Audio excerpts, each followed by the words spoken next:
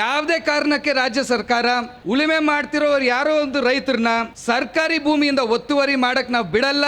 ಅದಕ್ಕೆ ಸಂಬಂಧಪಟ್ಟ ಕಾನೂನು ಏನು ತಂದಿದ್ದಾರೆ ಅದನ್ನು ಅವ್ರು ವಾಪಸ್ ತಗೋಬೇಕಂತ ಕೇಂದ್ರ ಸರ್ಕಾರಕ್ಕೆ ಮೋದಿ ಬಂದಾಗ ಸುಮಾರು ಒಂದಿಷ್ಟು ಕಾನೂನುಗಳು ಬದಲಾಗಿದೆ. ನಿರಂತರವಾಗಿ ಕಾನೂನು ಮೇಲೆ ಒಂದು ಹೋರಾಟ ನಡೆಸ್ತಾ ಇದ್ದಾರೆ.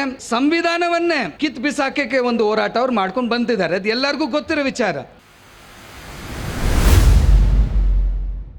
ಎಲ್ಲರಿಗೂ ನಮಸ್ಕಾರ. ಸಂಯುಕ್ತ ಹೋರಾಟ ಕರ್ನಾಟಕ ಮತ್ತು JCT ವತಿಯಿಂದ ಏನಿವತ್ತು ಕಾರ್ಯಕ್ರಮ ನಡೀತಾ ಇದೆ ಇದು ತುಂಬ ಮುಖ್ಯವಾದದ್ದು.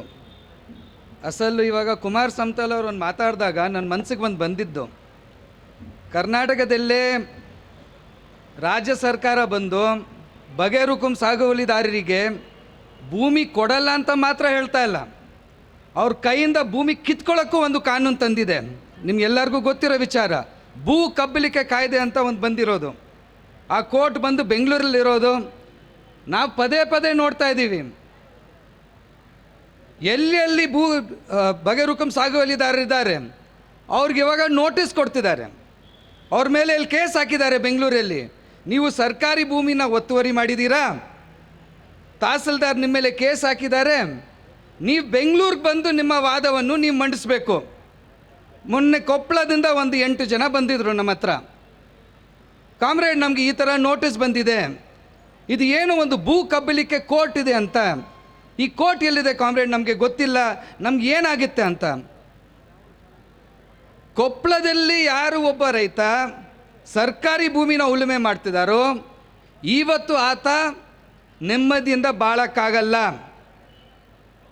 ಇದೇ ಸರ್ಕಾರ ಬಂದು ಕಾನೂನು ತಂದು ಅವ್ರನ್ನಿಂದ ಎತ್ತಂಗಡಿ ಮಾಡೋಕ್ಕೆ ಏನು ಒಂದು ವಿಚಾರ ಮಾಡಿದ್ದಾರೆ. ಇದು ನನಗನ್ಸುತ್ತೆ ಇದು ತುಂಬ ತಪ್ಪಾದ ಒಂದು ವಿಚಾರ. ಇವತ್ತು ನಾವೇನು ಬೇಡಿಕೆಗಳು ಇಟ್ಟಿದ್ದೀವೋ ಅದರ ಜೊತೆಗೆ ಈ ಒಂದು ಬೇಡಿಕೆ ನಾವು ಇಡಲೇಬೇಕಾಗುತ್ತೆ. ಯಾವುದೇ ಕಾರಣಕ್ಕೆ ರಾಜ್ಯ ಸರ್ಕಾರ ಉಳುಮೆ ಮಾಡ್ತಿರೋರು ಯಾರೋ ಒಂದು ರೈತರನ್ನ ಸರ್ಕಾರಿ ಭೂಮಿಯಿಂದ ಒತ್ತುವರಿ ಮಾಡೋಕ್ಕೆ ನಾವು ಬಿಡಲ್ಲ. ಅದಕ್ಕೆ ಸಂಬಂಧಪಟ್ಟ ಕಾನೂನು ಏನು ತಂದಿದ್ದಾರೆ ಅದನ್ನು ಅವ್ರು ವಾಪಸ್ ತಗೋಬೇಕಂತ ನಾನು ಹೇಳೋಕ್ಕೆ ಬಯಸ್ತೀನಿ. ಇವತ್ತು ನನಗನ್ಸುತ್ತೆ ನೋಡಿ, ನಾವು ಯೋಚನೆ ಮಾಡೋ ಸುಮಾರು ಒಂದು ವಿಚಾರಗಳಿದೆ. ನಾನು ಕಾರ್ಮಿಕರ ಸಂಘದಲ್ಲಿ ಕೆಲಸ ಮಾಡೋದು, ಕಾರ್ಮಿಕರ ಮಧ್ಯದಲ್ಲಿ ಕೆಲಸ ಮಾಡೋದು. 21ನೇ ತಾರೀಕಿಗೆ ಏನು ಕೇಂದ್ರ ಸರ್ಕಾರ ಒಂದು ಹೊಸ ಕಾನೂನು ತಂದಿದ್ದಾರೆ, 4 ಕೋಟಿ ತಂದಿದ್ದಾರೆ ಕಾರ್ಮಿಕರಿಗೆ. ಅದು ಆಲ್ಮೋಸ್ಟ್ ಒಂದು 8 ವರ್ಷದಿಂದ ನಾವು ಇದ್ರ ಬಗ್ಗೆ ಮಾತಾಡ್ಕೊಂಡು ಬರ್ತಾ ಇದ್ದೀವಿ. ಕೇಂದ್ರ ಸರ್ಕಾರಕ್ಕೆ ಮೋದಿ ಬಂದಾಗ ಸುಮಾರು ಒಂದಿಷ್ಟು ವಿಚಾರಗಳು ಬದಲಾಗಿದೆ, ಸುಮಾರು ಒಂದಿಷ್ಟು ಕಾನೂನುಗಳು ಬದಲಾಗಿದೆ. ನಿರಂತರವಾಗಿ ಕಾನೂನು ಮೇಲೆ ಒಂದು ಹೋರಾಟ ನಡೆಸ್ತಾ ಇದ್ದಾರೆ. ಸಂವಿಧಾನವನ್ನೇ ಕಿತ್ ಬಿಸಾಕಕ್ಕೆ ಒಂದು ಹೋರಾಟ ಅವ್ರು ಮಾಡ್ಕೊಂಡು ಬಂದಿದ್ದಾರೆ. ಅದು ಎಲ್ಲರಿಗೂ ಗೊತ್ತಿರೋ ವಿಚಾರ. ಸೊ ಇವತ್ತು ಏನು ಒಂದು 4 ಕೋಡ್ ಬಂದಿದೆ, ಇದು ಏನೋ ಒಂದು ಸಡನ್ನಾಗಿ ಏನು ಬಂದಿಲ್ಲ. ನಾವು ಈ ಮೋದಿ ಸರ್ಕಾರ ಬಂದ ಮೇಲೆ ಈ ಸಂವಿಧಾನದ ಮೇಲೆ ಯಾವ ರೀತಿ ದಾಳಿ ಮಾಡ್ಕೊಂಡು ಬಂದಿದ್ದಾರೆ, ಸಂವಿಧಾನದ ಮುಖಾಂತರ ರೈತರಿಗೆ ಏನು ಒಂದು ಹಕ್ಕು ಸಿಗಬೇಕಾಗಿದೆ ಅದ್ರ ಮೇಲೆ ಏನು ದಾಳಿ ಮಾಡ್ಕೊಂಡು ಬಂದಿದ್ದಾರೆ. ಬಾಬಾ ಸಾಹೇಬ್ ಅಂಬೇಡ್ಕರ್ ಅವರ ಸಂವಿಧಾನದ ಪ್ರಕಾರ ಕಾರ್ಮಿಕರಿಗೆ ಏನು ಹಕ್ಕು ಸಿಗಬೇಕು ಅದ್ರ ಮೇಲೆ ಏನು ದಾಳಿ ಮಾಡ್ಕೊಂಡು ಬಂದಿದ್ದಾರೆ. ಅದರಲ್ಲಿ ಒಂದು ಭಾಗ ಮಾತ್ರ ಈ 4 ಕೋಡು. ಇದ್ರ ಬಿಟ್ಟು ಇನ್ನೇನೇನೋ ತರಕ್ಕೆ ಅವರು ಮುಂದಾಗ್ತಿದ್ದಾರೆ. ಸೊ ಇಂಥ ಒಂದು ಸಂದರ್ಭದಲ್ಲಿ ಪ್ರಜಾಪ್ರಭುತ್ವನೇ ಇವತ್ತು ನಾವು ಒಂದು ಕ್ರೈಸಿಸ್ ಇಲ್ಲದೆ ನಾವು ಅರ್ಥ ಮಾಡ್ಕೊಂಡಿದ್ದೀವಿ.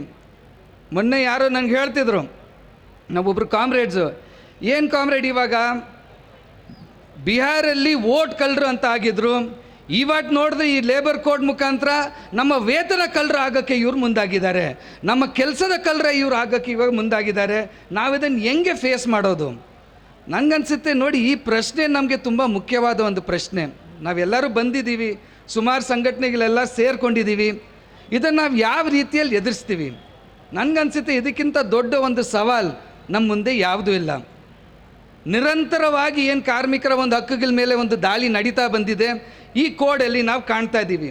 ಈ ಕೋಡ್ಸ್ ಏನು 4 ಕೋಡ್ ಬಂದಿದೆ, ತುಂಬ ಒಂದು ಸರಳವಾಗಿ ಅದು ಅರ್ಥ ಮಾಡ್ಕೋಬೇಕಂದ್ರೆ ಕಾರ್ಮಿಕರನ್ನು ಗುಲಾಮರಾಗಿ ಪರಿವರ್ತನೆ ಮಾಡೋಕ್ಕೆ ಈ ಕೋಡ್ ತಂದಿರೋದು, ಬೇರೆ ಏನಿಲ್ಲ ಇದರಲ್ಲಿ. ನೀವು ಕಾರ್ಮಿಕರಾಗಿ ನೀವು ಉಳ್ಕೋಬಾರ್ದು. ಯಾರು ನಿಮಗೆ ಕೆಲಸ ಕೊಡ್ತಿದ್ದಾರೆ, ನಿಮ್ಮ ದೇವರು ದಣಿಗಳು, ಆ ದಣಿಗಳನ್ನು ಹೆಸರು ಹೇಳ್ಕೊಂಡು ನೀವು ಅವ್ರಿಗೆ ಒಂದು ಧನ್ಯವಾದ ಹೇಳ್ಕೊಂಡು ಅವ್ರು ಏನು ಸಂಬಳ ಕೊಡ್ತಾರೋ ತಗೊಳ್ಳಿ. ಅವ್ರು ಎಷ್ಟು ದಿನ ನಿಮಗೆ ಕೆಲಸ ಮಾಡೋಕ್ಕೆ ಬಿಡ್ತಾರೋ ಮಾಡಿ, ಅದಕ್ಕಿಂತ ಬಿಟ್ಟು ನೀವೇನು ಹಕ್ಕು ಅಧಿಕಾರ ನೀವು ಮಾಡಬಾರ್ದು, ನೀವು ಕೇಳಂಗಿಲ್ಲ. ಅದು ಈ ಕಾನೂನು ಇರೋದು. ಕಾರ್ಮಿಕರು ನಾಳೆ ಸಂಘಟನೆ ಕಟ್ಟಂಗಿಲ್ಲ, ಹೋರಾಟ ಮಾಡಂಗಿಲ್ಲ, ಯಾವುದೇ ಒಂದು ಹಕ್ಕು ನೀವು ಕೇಳಂಗಿಲ್ಲ. ಕನಿಷ್ಠ ವೇತನೂ ನಿಮಗೆ ಸಿಗಲ್ಲ, ಕೆಲಸದ ಭದ್ರತೆಯೂ ನಿಮಗೆ ಸಿಗಲ್ಲ. ಆದರೆ ದೊಡ್ಡದಾಗಿ ಅವರು 21ನೇ ತಾರೀಕು ಒಂದು ಮಾತು ಏನು ಕೆಲಸ ಮಾಡಿದ್ದಾರೆ ಅಂದರೆ, ಪ್ರತಿಯೊಂದು ನ್ಯೂಸ್ ಪೇಪರಲ್ಲಿ, ಪ್ರತಿಯೊಂದು ಚಾನೆಲಲ್ಲಿ ಈ 4 ಕಾನೂನು ಬಂದಿದೆ. ಕಾರ್ಮಿಕರಿಗೆ ದೊಡ್ಡ ರೀತಿಯಲ್ಲಿ ಇದು ಒಂದು ದೊಡ್ಡ ಲಾಭ ಅಂತ ಒಂದು ಪರಿಗಣಿಸೋಕ್ಕೆ ಅವ್ರು ಪ್ರಯತ್ನ ಮಾಡ್ತಿದ್ದಾರೆ. ಇದು ಶುದ್ಧ ಸುಳ್ಳು.